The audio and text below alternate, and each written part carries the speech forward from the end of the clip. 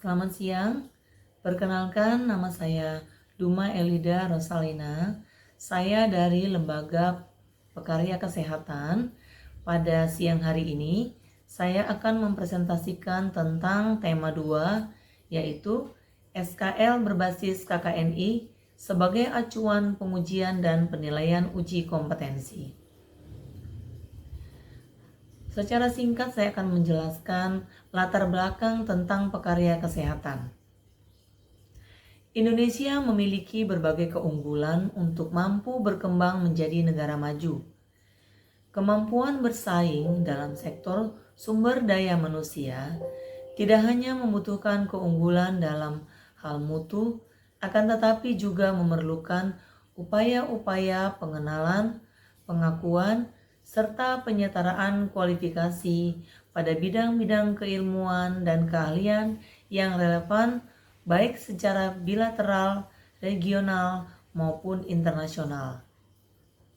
Kerangka Kualifikasi Nasional Indonesia atau yang kita sebut dengan KKNI secara khusus dikembangkan untuk menjadi suatu rujukan nasional sebagai upaya-upaya meningkatkan mutu dan daya saing bangsa Indonesia di sektor sumber daya manusia. Secara definisi, saya dapat menjelaskan tentang SKL dan KKNI.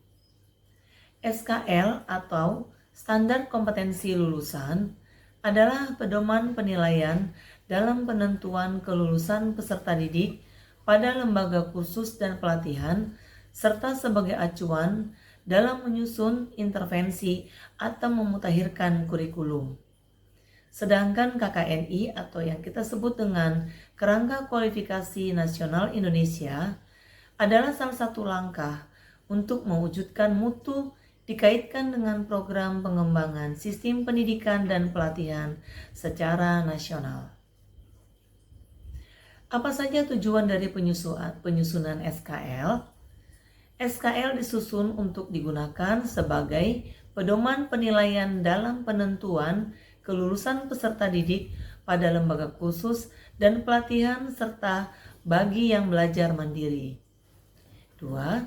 Sebagai acuan dalam menyusun, merevisi atau memutakhirkan kurikulum baik pada aspek perencanaan maupun implementasinya. Apa saja upaya-upaya untuk mengantisipasi tantangan globalisasi pada sektor ketenagakerjaan? Di sini saya secara singkat akan menjelaskan beberapa yang perlu kita antisipasi tentang globalisasi pada sektor ketenagakerjaan. Antara lain, 1. Meningkatkan mutu pendidikan dan pelatihan. 2. Mengembangkan sistem kesetaraan kualifikasi antara capaian pembelajaran, pengalaman kerja, maupun pengalaman mandiri. 3.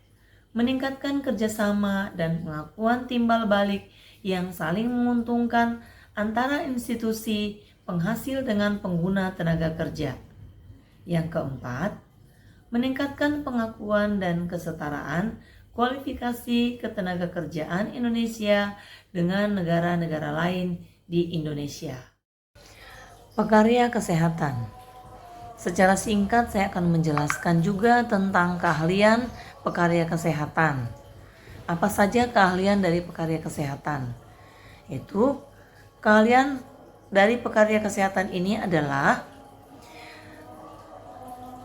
membantu memberikan dan memenuhi kebutuhan hidup dasar klien sesuai dengan pendelegasian dan keselamatan klien. 2. Pelatihan pekarya kesehatan ini dapat diikuti oleh setiap warga negara Indonesia dengan persyaratan sebagai berikut, yaitu pria atau wanita dengan pendidikan minimal lulusan SMP atau sederajat dengan usia minimal 18 tahun. 2. Sehat jasmani dan rohani. Tinggi badan minimal laki-laki 165 cm dan wanita 150 cm dengan berat badan proporsional dan tidak buta warna. Deskripsi capaian pembelajaran. Sikap dan tata nilai, yaitu bagaimana sikap dan tata nilai dari seorang pekarya kesehatan. Di situ akan dilihat dan dinilai bagaimana dia bersikap sehingga dia dapat melakukan pekerjaannya dengan baik. Kemudian kemampuan bidang kerja akan dinilai secara mampu apa tidak di dalam melaksanakan kompetensi yang sudah diajarkan. Yang ketiga, pengetahuan yang dikuasai.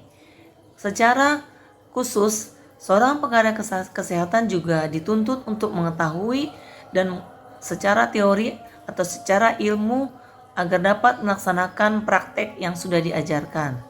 Kemudian kewenangan dan tanggung jawab. Seorang pekarya kesehatan memiliki kewenangan dan tanggung jawab apa saja yang boleh dia lakukan.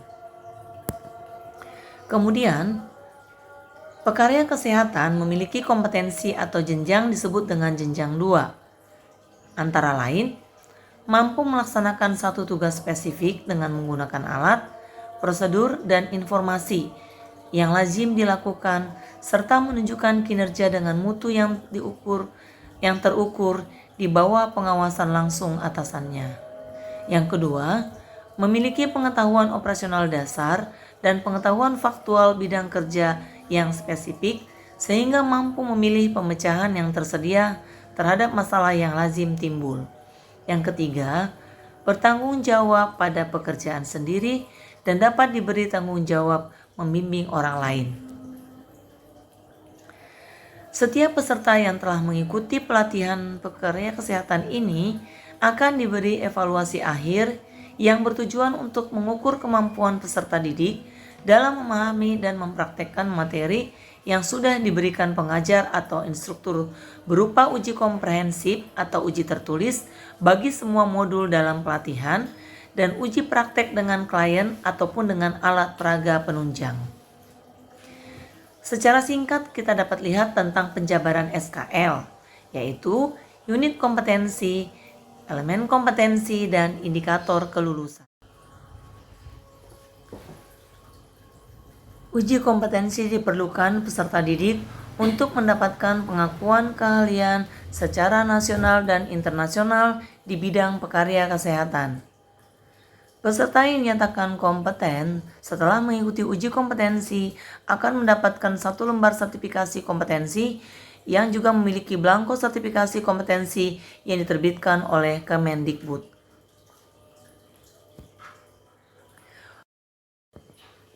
Rubrik penilaian. Secara singkat kita lihat contoh formulir tentang penilaian dengan versi 210, yaitu di mana di sini terlihat elemen kompetensi yang terdiri dari memelihara kebersihan perseorangan. Kemudian nanti ada indikator kelulusannya, yaitu mencuci tangan dilakukan sesuai dengan prosedur. Kemudian kompetensi yang dinilai atau kompetensi penilaiannya adalah bagaimana persiapan peralatan mencuci tangan. Kemudian untuk kriteria skornya adalah 210. 2 itu menyiapkan peralatan mencuci tangan dengan lengkap terdiri dari 4 peralatan yang dibutuhkan. Dengan nanti skor bobotnya adalah 1.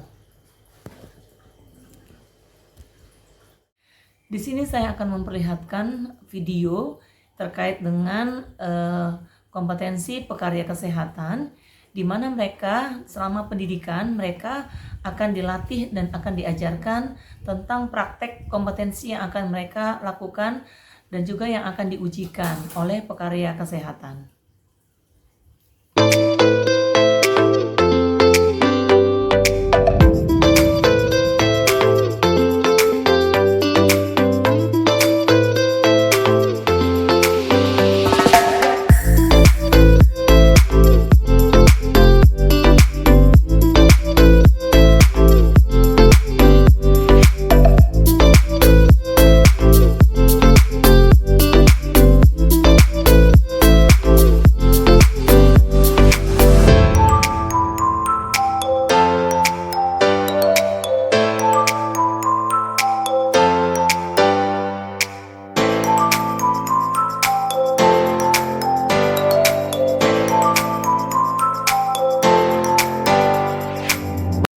Sebagai penutup dari presentasi yang saya sampaikan, saya dapat menyimpulkan bahwa pelatihan karya kesehatan dapat mengawali karir kerja dengan kualifikasi KKNI level 2. Dengan berjalannya waktu dalam kerja, memungkinkan pengalaman kerja dan pendidikan lebih lanjut dapat meningkatkan kualitas profil ataupun beralih profil dengan standar kriteria dan standar pengujian yang berlaku.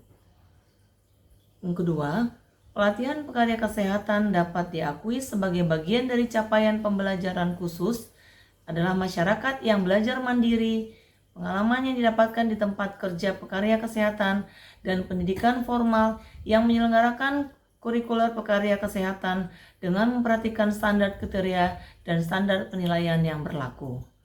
Demikianlah presentasi yang dapat saya sampaikan pada siang hari ini. Semoga bermanfaat. Terima kasih dan selamat siang.